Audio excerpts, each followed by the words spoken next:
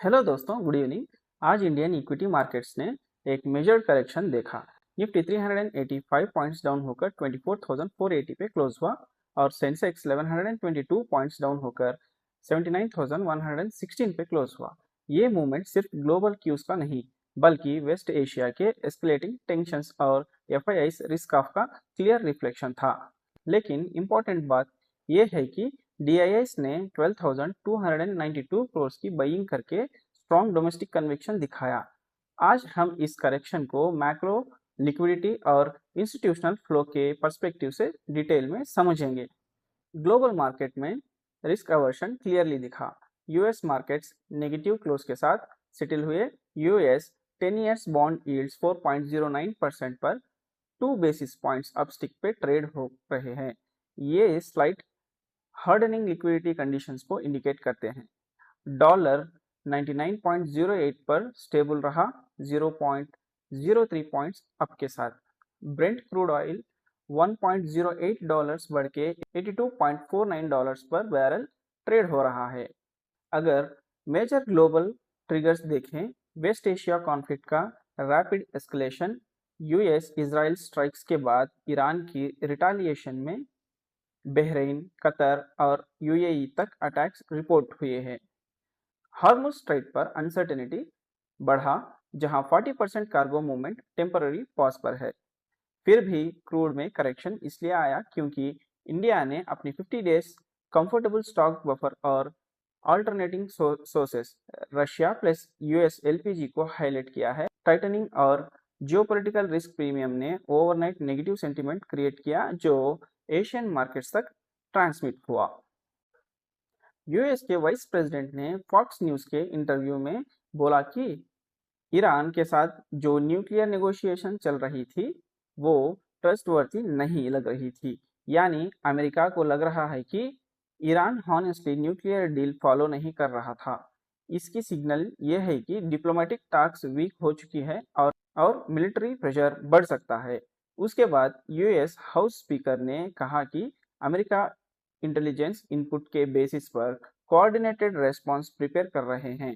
Simple words में US government military और allies के साथ मिलकर नेक्स्ट एक्शन प्लान रेडी कर रहे हैं अगर सिचुएशन और एस्केलेट होती।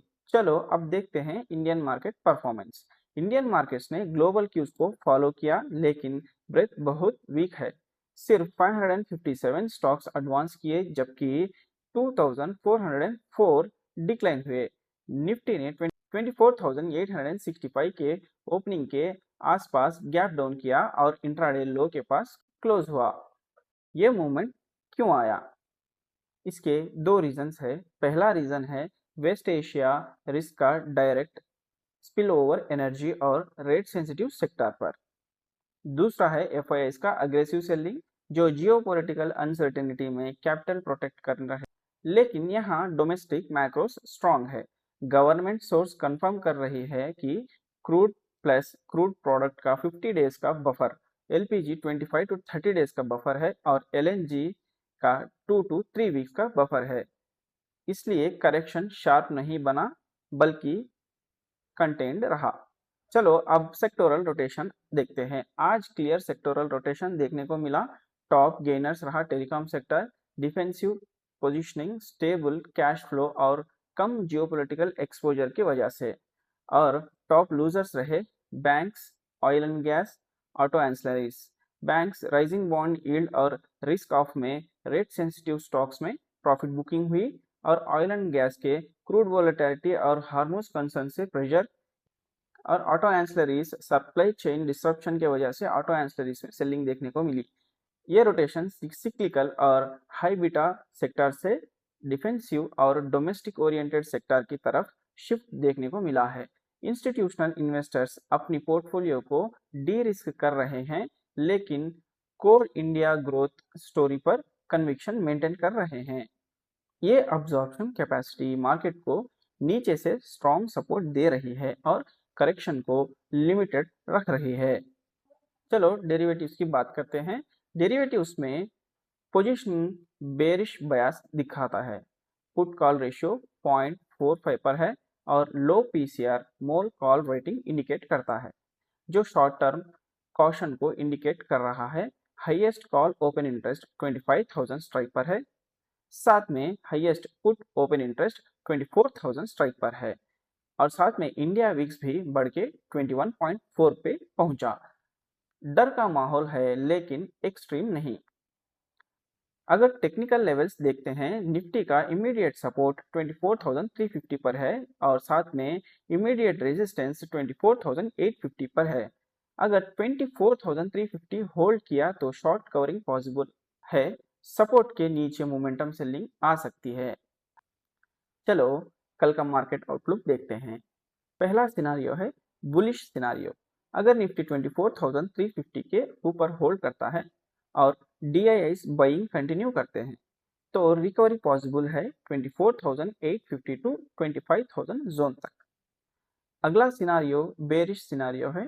24,350 के डिसाइसिव ब्रेक के साथ नेक्स्ट सपोर्ट 24,200 टू 24,400 तक वीकनेस आ सकती है। फ्रेश वेस्ट एशिया के एस्केलेशन या FIIs ने सेलिंग को ट्रिगर कर सकते हैं। तीसरा सिनारियो है न्यूट्रल सिनारियो। 24,350 से 24,850 range bound trading low volume के साथ institutions wait and watch mode में रहेंगे जब तक जियोपॉलिटिकल क्लैरिटी नहीं आती। दोस्तों, शॉर्ट टर्म में जियोपॉलिटिकल अनसर्टेनिटी है लेकिन इंडिया की फंडामेंटल सॉलिड है। 50 days oil buffer, diversified crude sourcing, strong DII support और रेजिलियंट डोमेस्टिक डिमांड, ये करेक्शन लॉन्ग टर्म इन्वेस्टर के लिए हाई क्वालिटी नेम्स अक्यूमुलेट करने के अपॉर्चुनिटी बन सकते हैं, लेकिन रिस्क मैनेजमेंट और पोजीशन साइजिंग जरूरी है। डिसिप्लिन रखें, मैक्रो को ट्रैक करते रहें। थैंक यू दोस्तों, आज के लिए इतना ही। कल फिर मिलते हैं नेक्स्ट वीडियो में। Trade safe, invest smart. जय हिंद।